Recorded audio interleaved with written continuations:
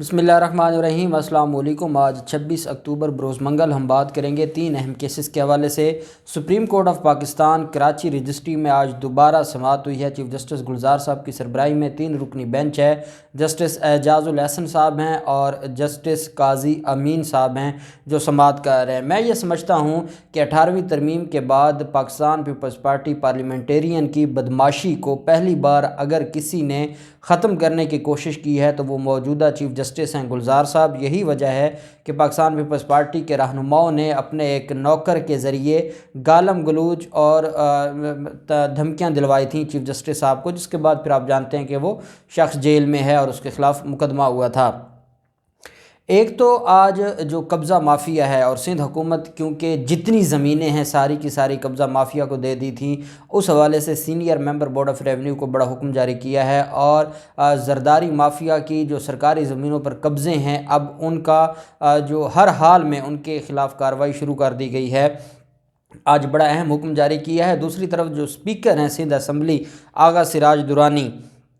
उनको ज़मीन निगल गई है या आसमान खा गया है, कहाँ है और आज अदालत में क्यों नहीं पेश हुए और अदालत ने कैसे बरहमी का इजहार किया और अदालत ने क्या कार्रवाई की, वो भी मैं आपके साथ शेयर करूँगा। साथ हम बात करेंगे नस्ला टावर के हवाले से भी कमिश्नर कराची ने आज एक अहम इजलास बुलाया है, उसकी मुख्तसर तफसीलात आपके साथ शेयर करूँगा। नूर मुकद्दम के कातलों की जो अहम दरख्वास्त थी और मुलजमान की जो अहम दरख्वास्त थी वो इस्लामाबाद हाई कोर्ट से आज खारिज हुई है, वो भी मैं आपके साथ शेयर करूँगा। पहले मैं आपको बताता चलूँ, आयशा अकरम केस में जो पुलिस है, इन्वेस्टिगेशन अफसरान है इस केस के, उन्होंने एक दरख्वास्त दायर की थी और अदालत से ये मुतालबा किया था कि हमें दोबारा, क्योंकि मुलज़िम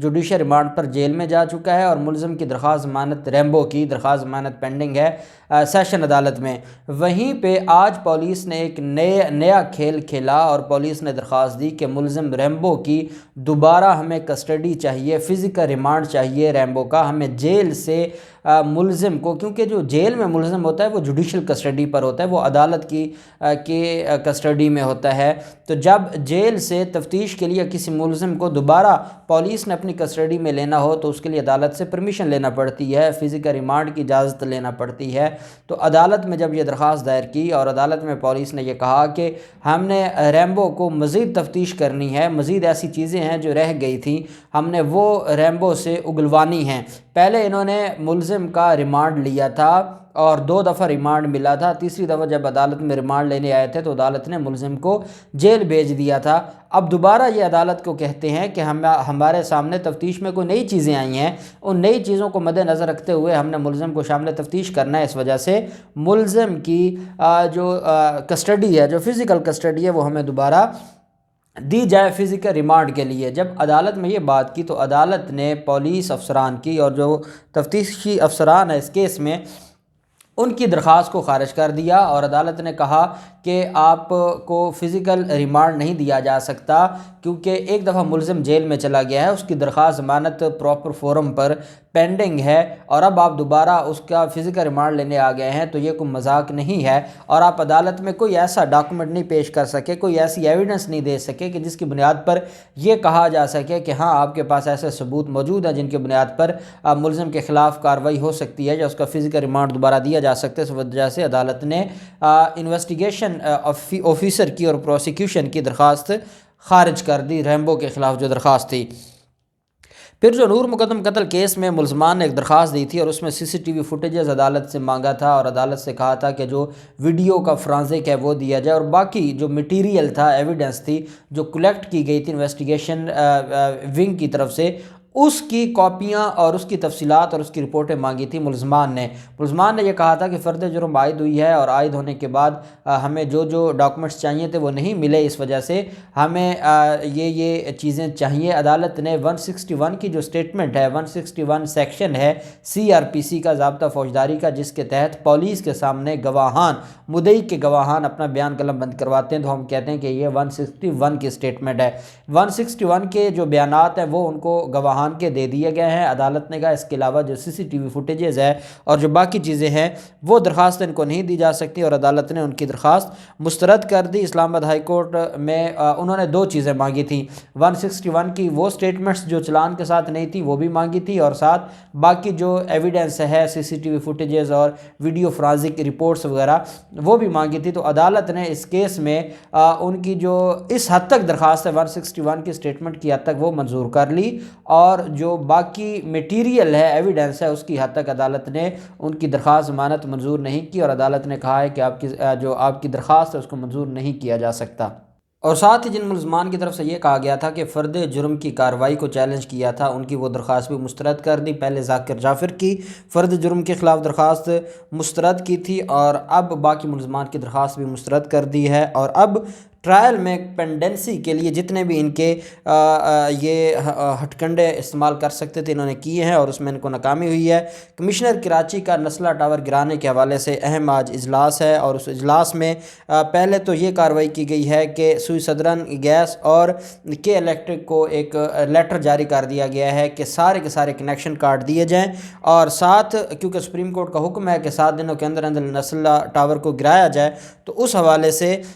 FWO اور DGSBCA کو خط لکھا ہے اور ان کو اجلاس میں دعوت دی ہے۔ کمشنر کراچی وہاں موجود ہوں گے، پولیس چیف وہاں پر موجود ہوں گے، اور یہ سارے کے سارے لوگ یہ ڈسکس کریں گے کہ کیسے جو کنٹرول بمبنگ کے ذریعے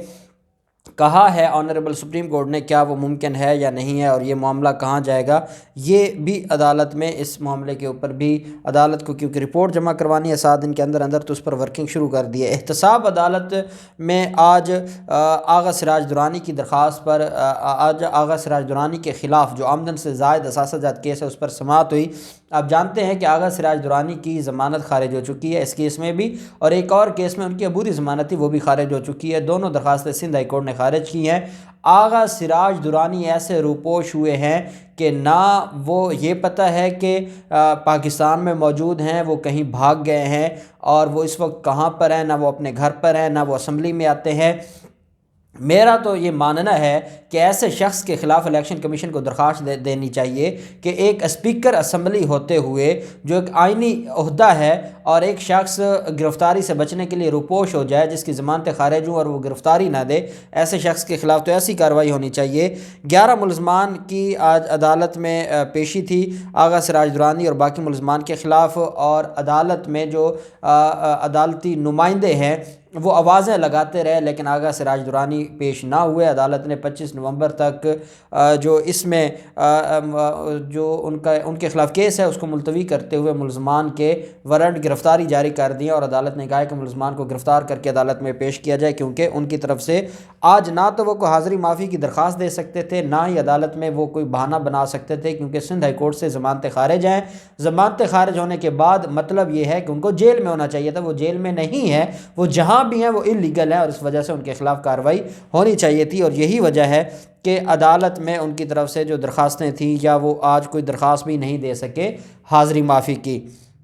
سپریم کورٹ آف پاکستان میں آج بڑی اہم سماعت ہوئی، اور میں نے آپ کو بتایا تھا کراچی رجسٹری میں ایک ہفتہ کے لیے چیف جسٹس گلزار صاحب، جسٹس اعجاز الحسن صاحب اور جسٹس قاضی امین صاحب، یہ 3 رکنی بینچ ہے جو سماعت کر رہا ہے، اور یہ ایسی سماعت ہے کہ جس نے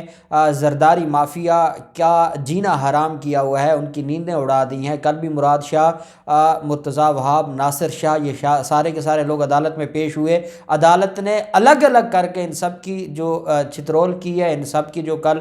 کلاس لگائی ہے وہ بھی دیکھنے والی تھی۔ وہیں پہ آج جو قبضے کے حوالے سے ہیں بڑے اہم آج سماعت ہوئی ہے، اور آپ جانتے ہیں کہ سپریم کورٹ آف پاکستان نے پہلے بھی، اور میں نے یہ آپ کو بتایا تھا کہ سپریم کورٹ نے حکم جاری کیا ہے کہ سرکاری زمینوں پر جو قبضے ہیں ان کو فی الفور ختم کروایا جائے۔ آج جب senior member board of revenue عدالت میں پیش ہوئے ہیں تو عدالت کو 2 رپورٹیں دی ہیں۔ ایک تو جو زمینیں ہیں کمپیوٹرائز کرنے کے حوالے سے جو ریونیو ریکارڈ ہے اس کو کمپیوٹرائزڈ کرنے کے حوالے سے عدالت میں رپورٹ دی گئی، اور عدالت کو بتایا گیا کہ جو سرکاری زمینیں ہیں اس کا 95% جو ریکارڈ ہے وہ کمپیوٹرائزڈ کر دیا گیا ہے۔ دوسری طرف تھا قبضہ مافیا۔ عدالت کو یہ بتایا گیا کہ جو کمپیوٹرائزڈ کی گئی ہیں فائلیں، اب میں آپ کو جو فگر دینے جا رہا ہوں آپ کان پکڑ کر بیٹھ جائیں گے کہ عدالت کو بتایا گیا کہ 5 لاکھ فائلیں ایسی ہیں جن کو مشکوک ڈکلیئر کیا گیا ہے اس پوری کی پوری رپورٹ میں کہ وہ ان کی جو ٹرانزیکشن ہے یا ٹرانسفر ہے وہ سارے کا سارا جعلی ہے، فراڈولنٹ طریقے سے کیا گیا ہے۔ اور وہ کیسے کہ انہوں نے اپنے اپنے لوگوں کو نوازا ہے، اپنے اپنے لوگوں کو دی ہیں اور جعلی ٹرانسفر ہوئے ہیں، جعلی سارا کچھ جال سازی ہوتی رہی ہے۔ اب عدالت میں سپریم کورٹ میں یہ رپورٹ دی گئی ہے کہ 5 لاکھ فائلیں ہیں جو مشکوک ہیں۔ تو آپ اندازہ لگائیں یہ کہاں معاملہ چلا گیا ہے، یہ کون لوگ ہیں جنہوں نے ملک کا بیڑا غرق کر دیا۔ یہ تو شکر ہے کہ چیف جسٹس گلزار صاحب نے یہ بڑا ایکشن لیا ہے۔ یہ تو نہ وفاقی حکومت کو مانتے ہیں، نہ کسی ادارے کو مانتے ہیں۔ جب وفاقی ادارہ ان سے حساب کتاب مانگتا ہے تو یہ آگے پڑھ جاتے ہیں اور کہتے ہیں کہ ہم 18ویں ترمیم کے بعد ہم خود مختار ہیں، آپ ہم سے بات نہیں کر سکتے۔ کراچی کے لوگ جنہوں نے پاکستان تحریک انصاف کو ووٹ دیا، پاکستان تحریک انصاف ان کے حق میں کچھ کرنا چاہتی ہے تو کہا جاتا ہے کہ پہلے سندھ حکومت کو آپ دیں گے پیسے اور سندھ حکومت آگے لگائے گی اور سندھ حکومت پھر ہڑپ کر جاتی ہے۔ یہ صرف کراچی کے لوگوں کو جو تشدد کا نشانہ بنانا چاہتے ہیں، انتقام کا نشانہ بنانا چاہتے ہیں، حیدرآباد ہے اور باقی اندرون سندھ میں یہ ظلم کرنا چاہتے ہیں۔ عدالت نے حکم جاری کیا ہے کہ فی الفور senior member board of revenue کو کہا ہے کہ جتنے بھی سرکاری زمینوں پر قبضے ہیں سندھ میں سارے کے سارے خالی کروا کے رپورٹ جمع کروائی جائے۔ اور اگلی بات میں آپ کو بتا دوں کہ جب سرکاری زمینوں پر قبضے خالی کروائے جائیں گے تو اس میں بلاول ہاؤس کا بھی حصہ آئے گا اور اس میں بڑے بڑے یہ جتنے بڑے جمہوریت پسند پارلیمنٹ کی باتیں کرنے والے ہوتے تھے، جو پارلیمنٹ کو پارلیمنٹ کہا کرتے تھے، یہ سارے اس میں آئیں گے، ان ساروں کے نام آئیں گے۔ یہ سارے چور ہیں، یہ سارے فراڈیا گروپ ہے اور الٹیمیٹلی ان کے خلاف جو معاملہ ہے وہ آگے جائے گا۔ اب عدالت نے ساتھ یہ کہا ہے کہ جو زمینیں کمپیوٹرائزڈ کی گئی ہیں، جو مشکوک فائلیں ہیں، ان کی بھی انکوائری کی جائے اور عدالت میں رپورٹ سبمٹ کروائی جائے۔ اور عدالت نے کہا ہے senior member board of revenue کو کہ کوئی آپ کی بات نہیں مانتا، آپ کے پاس اختیار ہے، کریں ان کے خلاف کارروائی، لیکن ہم نے رپورٹ آپ سے مانگنی ہے اور ہمیں رپورٹ چاہیے ہوگی۔ اور ساتھ یہ بھی کہا ہے کہ اگر کہیں ہیرا پھیری کی گئی تو پھر ہم کسی کو معاف نہیں کریں گے۔ سول ایویشن کے خلاف ایک کیس پر سماعتی عدالت نے بہت برہمی کا اظہار کیا اور عدالت نے کہا ہے کہ آپ نے تو اپنی زمینوں پر شادی حال کھول لی ہیں، کل آپ یہاں پر جو مختلف اور طرح کی ایکٹیویٹیز شروع کر دیں گے تو کیا پھر سارا کچھ آپ کو جائز ہو جائے گا؟ کیا آپ شادی حال چلائیں گے؟ کیا آپ اس کے علاوہ پھر کو باقی جو سرگرمی ہے وہ شروع کر دیں گے؟ آپ کا کام ہے وہ آپ اپنا کام نہیں کرتے، زمینیں آپ کے پاس پڑی ہیں، آپ دے دیں سرکار کو واپس۔ انہوں نے کہا کہ آپ نے انٹرنیشنل ایئرپورٹ کراچی کا جو حشر نشر کیا ہے اس کو تباہ و برباد کر دیا ہے۔ رات کے ٹائم کون سی فلائٹس چلتی ہیں دنیا میں کہ جہاں وہاں پر جو سوئی ہوئی آبادی ہے وہ ذلیل ہو جاتی ہے ساری رات جہازوں کی آواز سے؟ تو یہ کیا آپ ان سارے معاملات کے حل کے لیے کیا کیا ہے؟ عدالت نے سول ایویشن کو بھی نوٹس جاری کیا ہے اور کہا ہے کہ ہمیں رپورٹ دیں کہ آپ کیا کارروائی کر رہے ہیں اور یہ ساری جائیدادوں پر زمینوں پر قبضے چھوڑیں۔ اور ساتھ قاضی امین صاحب نے کہا ہے کہ یہ جتنے آپ نے ادھر ادھر کے بزنس شروع کیے ہیں سارے بند کر دیے جائیں۔ آپ چھوٹا سا ادارہ ہے، آپ کا کام ہے وہاں پر ایئرپورٹ کے حالات کو بہتر کرنا اور آپ وہاں پر کاروبار کرنا شروع کر دیا ہے تو آپ کو یہ ساری چیزیں ختم کرنا ہوں گی اور آپ کو اب معافی نہیں ملے گی۔ تو میں سمجھتا ہوں کہ چیف جسٹس گلزار صاحب ابھی 3 دن مزید ادھر ہیں۔ زرداری مافیا کی جو چیخیں نکل رہی ہیں یہ اور بڑھیں گی اور انشاءاللہ ان کے گربان تک ہاتھ جائے گا۔ اللہ پاک پاکستان کا حامی و ناصر ہو۔ بہت شکریہ، اللہ حافظ، پاکستان زندہ باد۔